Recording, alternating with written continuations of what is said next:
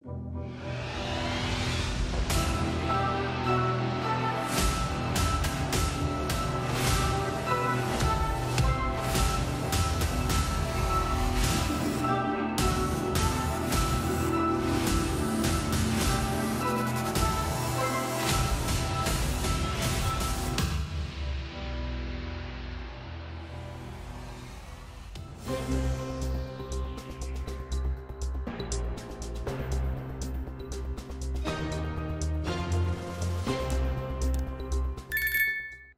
Financial Times reported on December 3 that Russia has purchased over 2,000 all-terrain vehicles from China. The first batch has already been deployed for battlefield use. The all-terrain vehicle is called ATV, which stands for all-terrain vehicle, meaning a vehicle that can travel in various terrains. Chinese people are accustomed to calling this type of vehicle a beach car, meaning it can navigate through soft sandy beaches where regular vehicles would struggle. The manufacturer selling these vehicles to Russia is Odessa Industrial in Shandong, China, and the model is the Desert Rover 1000-3. This vehicle weighs 1,600 kilograms, is relatively lightweight, with a payload capacity of 550 kilograms. It can accommodate 3 infantrymen, and behind the driver's seat, there is a compartment that can carry 220 kilograms of cargo. It can perform tasks such as reconnaissance, search and rescue, patrol, and transportation in complex terrains. Actually, before the Financial Times report, there were already videos circulating. In early November, there was footage showing Chinese-made vehicles during Putin's inspection of the southern military district. The fact that Russia has acquired these Chinese vehicles for use in warfare is not breaking news. The breaking news is the disclosure of the details of the transaction. In November, Russia received the basic model of this vehicle, a total of 507 units, all deployed to the front lines. Additional 500 units are expected to arrive before the end of this year, and in the first quarter of next year, 1090 units will be delivered to Russia. So, in the last quarter of this year and the first quarter of next year, a total of more than 2,100 of these vehicles will be delivered to Russia. This is currently the largest and most concrete arms deal disclosed by the Chinese Communist Party to Russia. Regarding the use of these vehicles on the front lines, there is now very conclusive evidence. Just a day ago, a video was uploaded on YouTube showing 2 Chinese-made all-terrain vehicles being destroyed and abandoned on the battlefield. In this footage, there are also photos of Russian soldiers posing with these vehicles and segments of these vehicles driving on muddy Ukrainian terrain in the autumn and winter. In short, the widespread appearance of these vehicles on the Russia-Ukraine battlefield is an undeniable fact. As many military enthusiasts may wonder when seeing Chinese-made vehicles being destroyed and abandoned, the first thought is there a quality issue? Are these inferior products? The vehicles seen being destroyed in the video are the basic models of the first batch, meaning they do not have additional armor.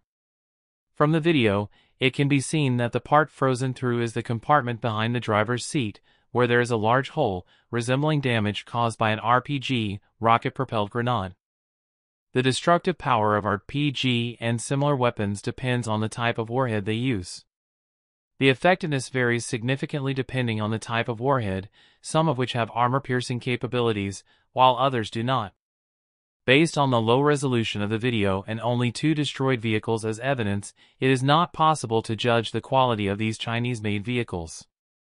This includes the Bradley infantry fighting vehicle made in the United States, which has a good reputation, including the American-made Bradley infantry fighting vehicle, which has a good reputation, but in the first 2 weeks of Ukraine's counteroffensive in June of this year, losses exceeded 15%. There is also the Leopard 2 main battle tank, which is a world-class main battle tank made in Germany. By the end of August this year, Ukraine had received a total of 71 such tanks, of which 5 were completely scrapped, and more than 10 were severely damaged, requiring extensive repairs before they could return to the battlefield. In another case, a 57-story high-rise building in Changsha County, Hunan, was constructed in just 12 days, sparking discussions both domestically and internationally. The swift progress raised concerns about construction quality, especially as the construction company, Xi'an China Holdings Limited, had previously faced scrutiny for the world's tallest building Sky City project. The practice of rushing construction schedules in large-scale Chinese projects has been perplexing. In a talk show on June 24, 2011, commentator Xu Zidong expressed confusion about the haste in completing construction projects. The hosts emphasized the importance of prioritizing safety over rushing construction timelines. They cited examples such as the Shenzhen Bay Bridge and Hong Kong's new airport, where expedited construction led to operational issues and safety concerns. Furthermore, they discussed China's high-speed rail projects and urged a focus on safety rather than meeting political deadlines. They cautioned against treating construction as a task, emphasizing the need for the utmost safety and security. Ironically, within a month of this broadcast, China's high-speed rail system experienced a major accident. The discussion also touched upon the Wenzhou train collision in July 2011, questioning whether the high-speed rail accident was a natural disaster or a result of human error. They pondered the role of Chinese media as either a mouthpiece for the people or a tool of the government and the implications of accidents on China's pursuit of rapid GDP growth.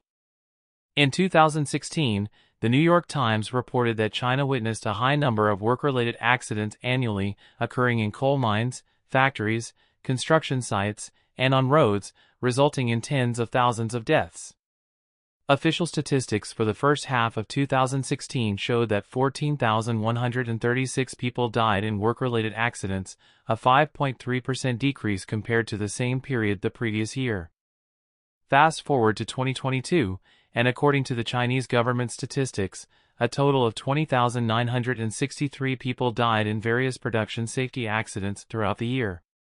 The number of deaths in work-related accidents per 100,000 employees in mining, commerce, and industry increased by 22.7% from the previous year, leaving a grim impression of the situation.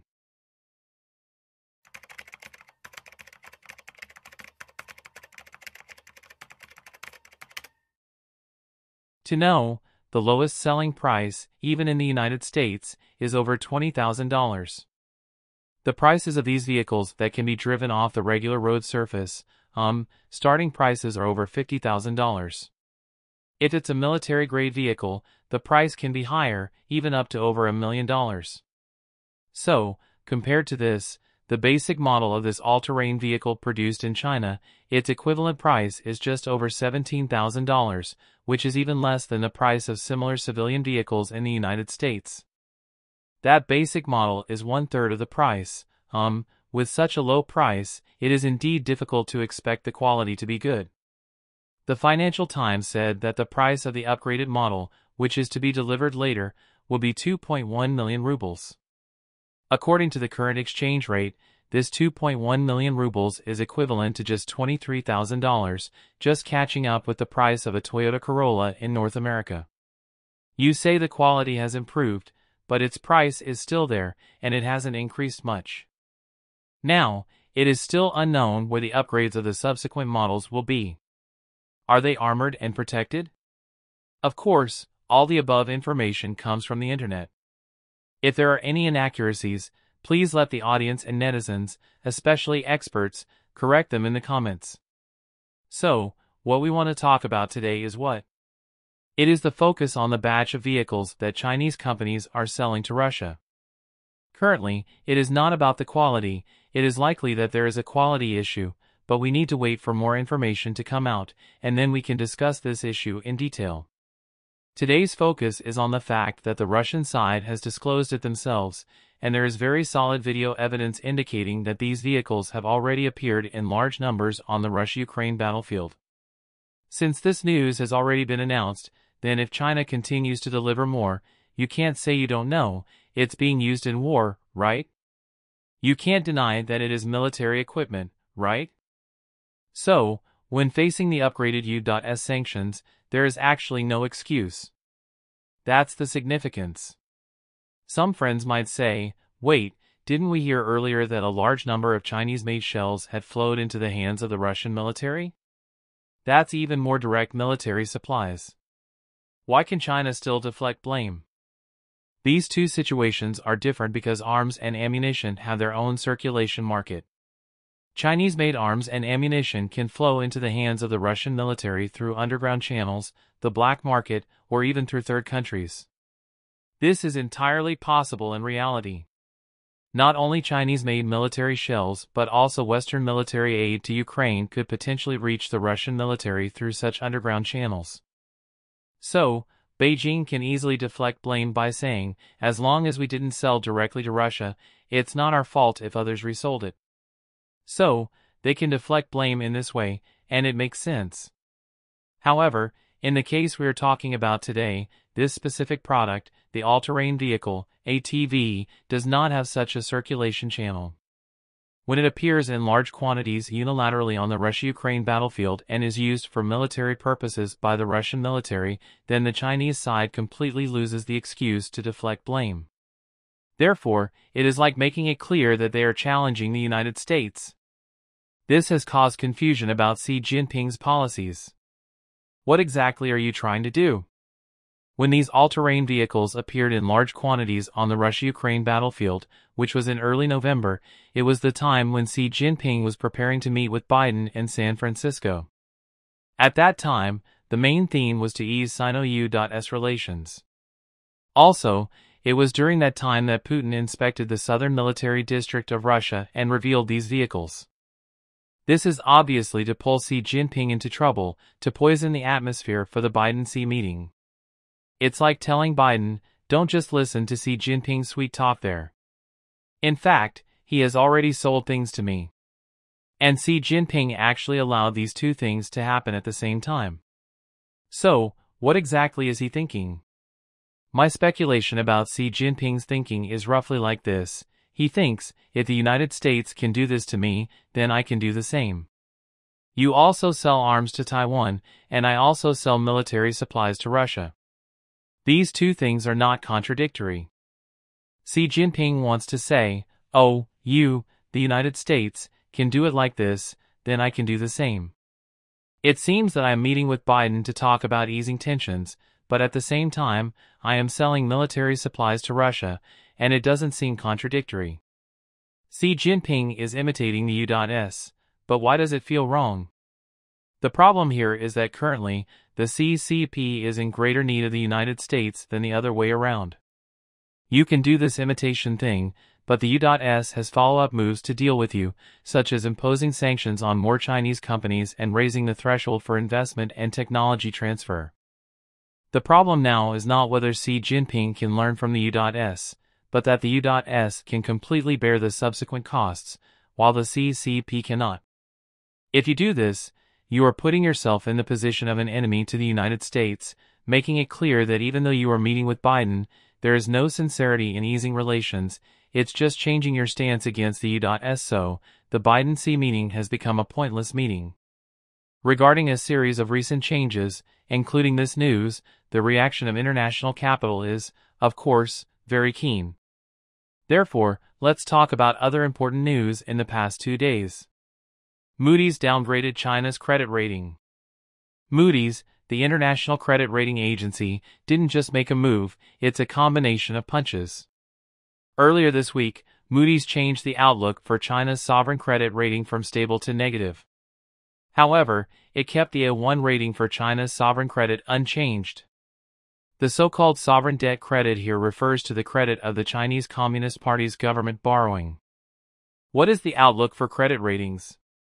This is the first adjustment Moody's has made to China's sovereign credit rating in the 6 years since 2017. The last adjustment 6 years ago downgraded China's credit rating from AA2 to AA3, but at the same time, the outlook was changed from negative to stable. In 2017, it was a period when China's social debt was rapidly increasing. Here's a bit more explanation. Moody's credit ratings are divided into 21 levels, from 3 AAA, highest grade, to C. Currently, U.S. Treasury bonds are in this highest grade. AA, high grade, is also known as advanced. Within this level, it is further divided into 1233 levels. The credit rating for Japanese government bonds was downgraded from AA2 to AA3 in 2011, but it still belongs to the high-grade category. A single A, such as A1, is called mid-high grade and is also divided into 1233 levels. Currently, China is in the A1 category. Well-known rating agencies like Moody's are very cautious when adjusting the ratings of countries with political and economic significance like China. They are measured and do not make spring-like adjustments all at once. They usually take a step back before taking a step forward, or they take a step back and turn around. For example, in the 2017 adjustment, China fell out of 2A grades, which was a significant rating change, but Moody's changed the outlook from negative to stable, offsetting some of the shock. This year, they changed the outlook from stable to negative, which also had a cushioning effect, even though the sovereign credit rating for China, A1, remained unchanged. But is the situation the same as in 2017? Certainly not. Moody's has other ways of expressing a more pessimistic outlook. On Tuesday, Moody's adjusted the credit rating for China's sovereign credit, and on Wednesday, it lowered the investment rating outlook for 40 Chinese companies from stable to negative. Notably, 18 large non-financial enterprises need special attention, including 13 central enterprises, such as PetroChina, Sinopec, and CNOOC, as well as 2 local state-owned enterprises, China National Railway Group and Dongfeng Motor Corporation. It even includes large private companies like Tencent and Alibaba, lowering the outlook for their credit ratings to negative. You should know that these companies are considered the flagship enterprises of the mighty nation in the eyes of the public and are symbols of China's rise as a great power. However, they cover everything from central SOE to local state-owned enterprises and even large private enterprises, all of whom had their credit ratings downgraded. What does this mean? It reflects Moody's more profound and essential pessimistic view of the Chinese economy. They only made adjustments to the investment credit ratings of individual companies, right? You can't say they are pessimistic about the entire Chinese economy, can you? How to interpret it is everyone's own business. So, this is how major institutions operate. They won't say some things directly, and they won't reveal everything at once. Moody's credit rating adjustment can be considered a belated one. What are their reasons? In their report, they gave 2 main reasons. One is that there is increasing evidence that the government and public sector will need to provide more financial support to local governments and state-owned enterprises, posing downside risks to China's finances and economy. There is increasing evidence that the government and public sector will need to provide more financial support to local governments and state-owned enterprises, posing downside risks to China's finances and economy. What does this mean? It's essentially saying that the debt of local governments and state-owned enterprises in China is continuously increasing, they keep borrowing, and this poses significant risks. Why does the rising debt pose risks to China's finances and economy? In fact, we discussed the reasons in a recent episode about U.S. debt. Although the national situations are different, the principles are the same. By the way, I'm planning to transition the content of the program a bit, creating more refined, vivid, and slightly less current affairs-related episodes, similar to Evergreen's evergreen-type content.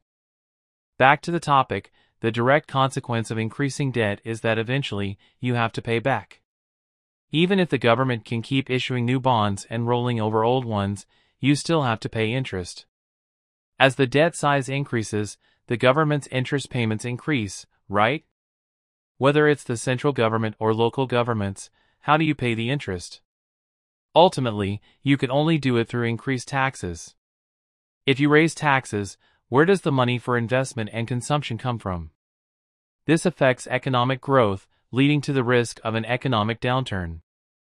However, if the government doesn't raise taxes, it will have a hard time repaying maturing debts, leading to fiscal risks. So, increasing debt brings these 2 risks.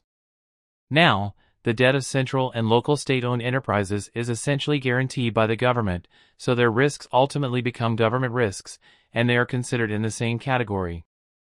As mentioned earlier, issuing new bonds to repay old ones can work if the conditions are right. In reality, though, it's not sustainable because you have to assume that by issuing new debt, you can bring immediate prosperity, and people will accept it. But if your debt is already harming the economy, and even the current prosperity is not stimulating, people are tightening their wallets, and everyone just wants to lie flat, what do they use to buy when you issue new debt in the future? When new debt subscriptions fall short, and you can't even achieve the goal of replacing old debt, it inevitably leads to the government's inability to repay maturing debt, and that's a burst. The government has no way to repay the principal and interest on maturing debts. China is currently rapidly heading down this path. Recent articles and programs I've seen, as long as they can speak freely, financial influencers all have a consensus: China's local government debt, in the end, can only be diluted through a round of inflation, besides printing more money. This is the first reason Moody's gave for lowering China's sovereign credit rating. They also gave another reason, stating that China's structural and sustained low medium-term economic growth, as well as the increasing risk of continued contraction in the real estate industry. This sentence is a bit tricky.